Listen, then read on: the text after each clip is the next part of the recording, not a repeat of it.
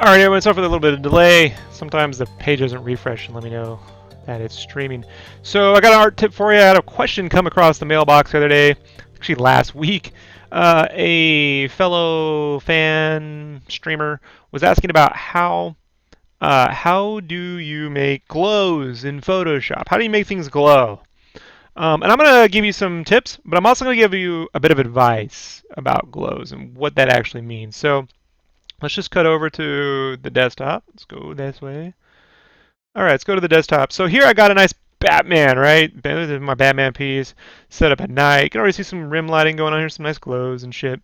I'm going to set that up, and I'm going to quickly go here and let's just grab a daytime shot too, because what's really important to know about this sort of thing is what time of day. Glows depend on what they're contrasted against. So let me just go ahead and bring in a daytime shot here. All right, so here's my Okami piece, daytime, right? So we got daytime and we're going to have nighttime. Now, let's just start with the easy one, nighttime. So understand glows.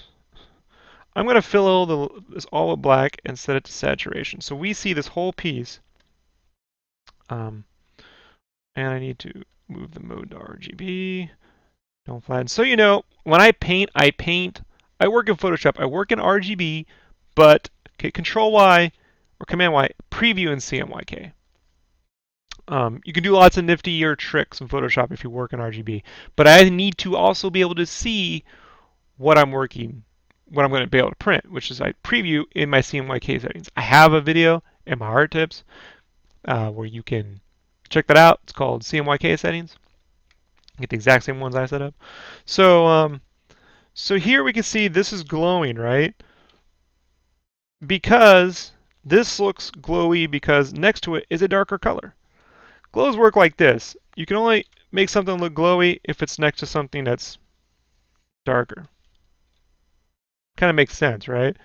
How that applies here is, let's say I want this green. I start airbrushing over here like this. Let's just say it's going to be my glow. It's not really vibrant. You're like, Rob, I want more vibrancy. Well, let's just look at that in black and white. It's neutral. There's no glow there, right?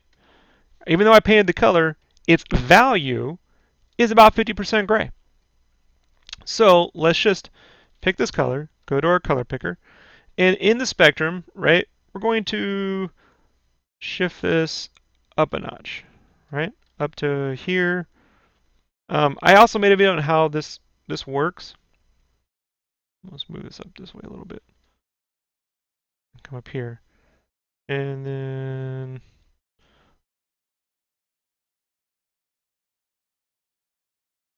you can see it gets lighter, right? If we come closer to the white area,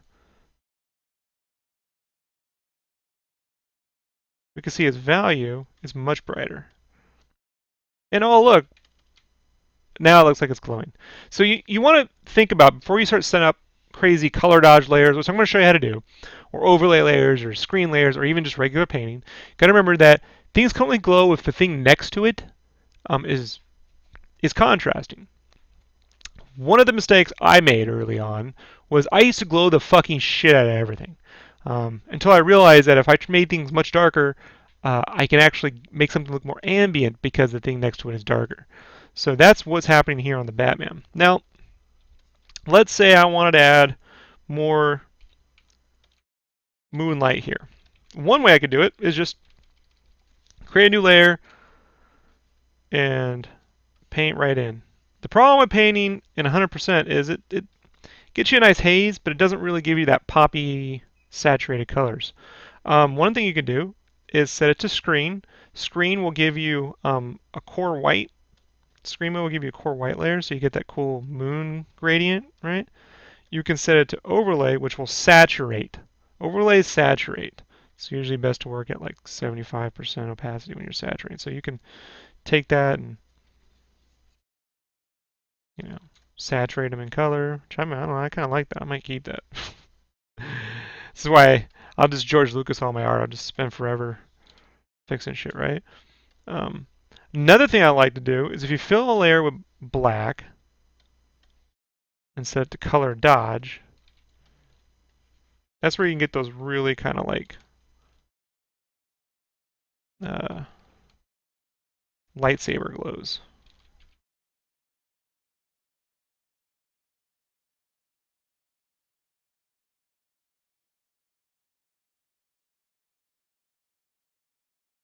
You gotta be careful that you don't just turn your whole piece into a walking firework, though.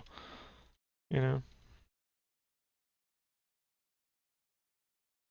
See what happens. Now I'm starting to lose. If I come over here, start to do all this shit, it just turns into a nightmare.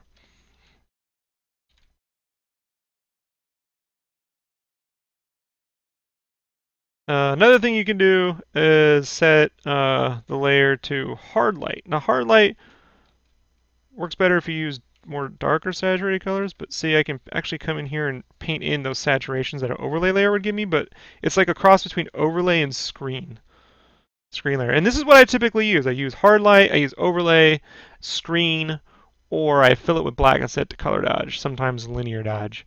Color dodge will make it saturated, linear dodge will make it more opaque, more white in its core. That's it.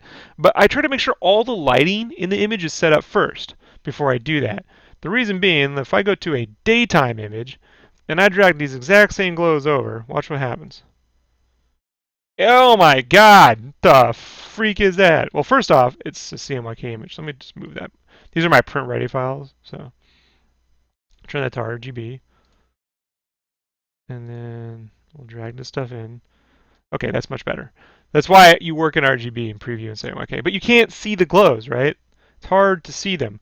What I would do in an instance like this is the whole image is primarily already bright, you know?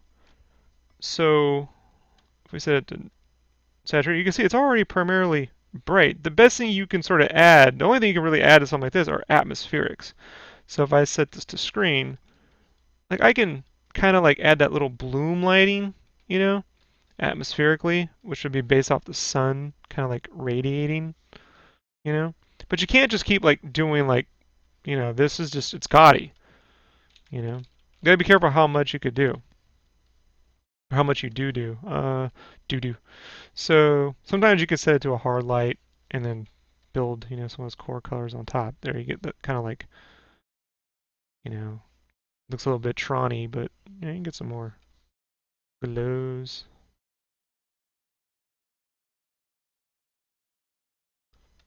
And I would save it for something like that. You could also, sometimes I do these. I have these glow layers already built in where you can paint in particles. That's probably not the best. Let me move that to... These are just layers I've set up that fill in a color and already have an outer glow attached. You can do that to kind of get quick embers.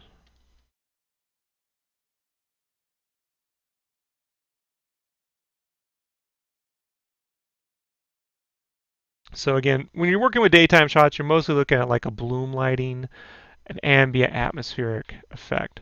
With something darker, like the Batman piece, you'll be able to get that kind of like, think about the difference between the lightsaber fight in the Phantom Menace between Darth Maul and Obi-Wan Kenobi, which is kind of lit all over the place, and you can see glowy lightsabers, but it's not very dramatic. And then think about the lightsaber fight between Luke Skywalker and Darth Vader in Empire Strikes Back, where it's all dark and it has that orange cast underlight and this blue backlight, and then the lightsabers.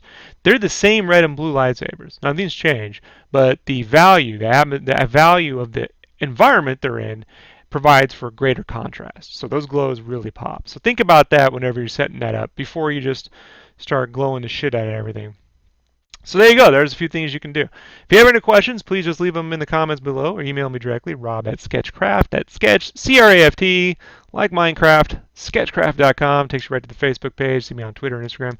I will be back again tomorrow night to talk Star Trek. I haven't seen the trailer yet. Can't wait to check it out. So see you soon. Bye.